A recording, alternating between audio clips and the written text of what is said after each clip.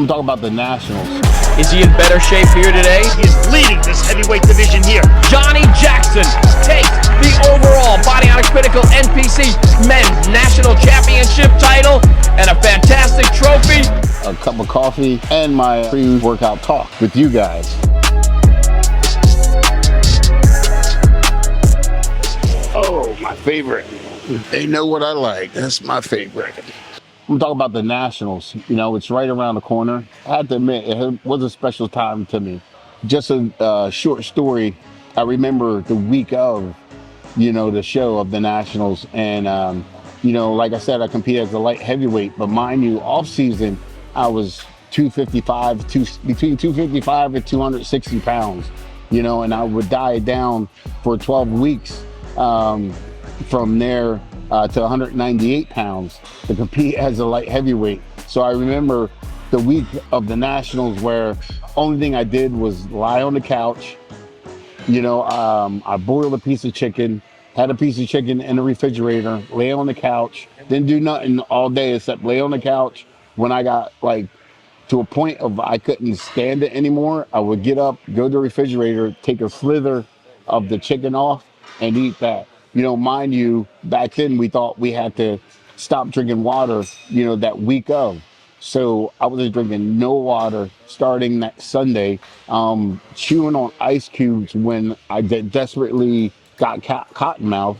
And so I could get that sliver of chicken down my throat as well. So, I'm dehydrated, I'm starving myself for literally the whole week. And I flew out there on Thursday. I don't remember getting on the airplane. I don't remember flying to Vegas. I remember, getting at the airport.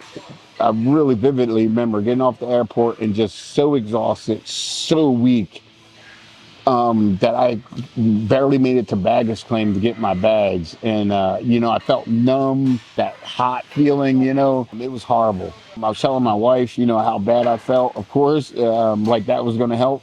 And I remember this one athlete that I knew from here, from Texas, that was competing as well. I remember him walking up to me, in the airport saying, "Hey, Johnny," and calling out names that was there. "Oh my God, this guy's here, this guy's there." And I was like, I remember looking at him like, you know what? I don't really care.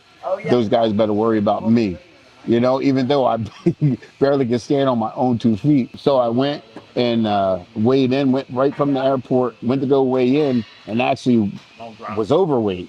At that, couldn't believe it. It was a little bit about a pound overweight. So then my wife, she's dressed up in the dress and all this stuff. We ran out to the car. There was a gym about a mile away. We jumped in the car. She turned the heater on. I had sweats on, and so I could sweat while we drive to the gym so I can get in the sauna. She's sweating. Her makeup's running. I'm like, oh my God. We get to the gym. I jump in the sauna, staying there for about 20 minutes, jumped on the scale about a quarter pound off, jumped back in the sauna.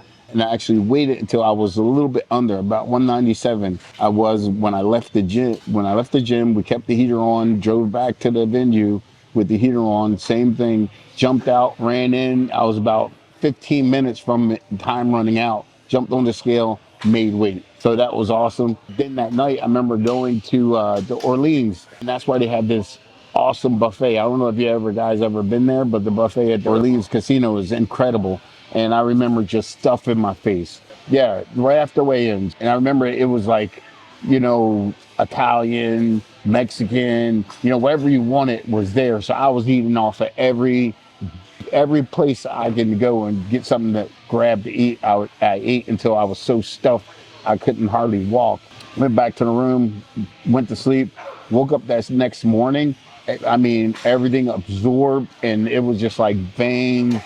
Anything I did, I got a pump. Anything I moved or picked up, I got a pump, And so, of course, I got up that morning, ate a bunch of pancakes, syrup, eggs, a lot of salt. I ended up weighing 217 pounds by the time I got to the venue for the Nationals. Mind you, I'm doing light heavyweight, and the cutoff is 198 and a quarter, And so I was 217 that next day for prejudging. I walked in, and a lot of guys were like, "Wait a minute, what do you do? You didn't look like that yesterday."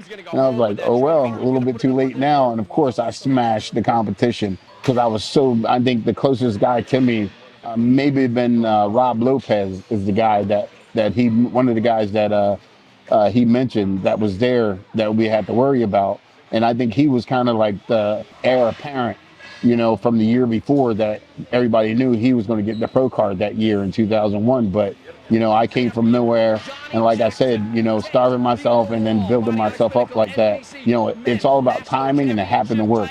That doesn't work all the time, but for me, thank God, knock on wood, it worked. Like I said, I went there and stomped the competition, turned pro, and after that it was history.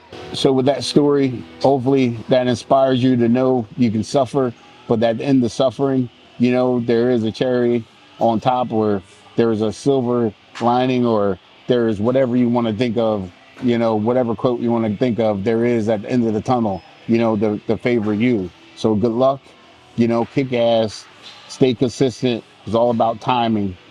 Go get yours.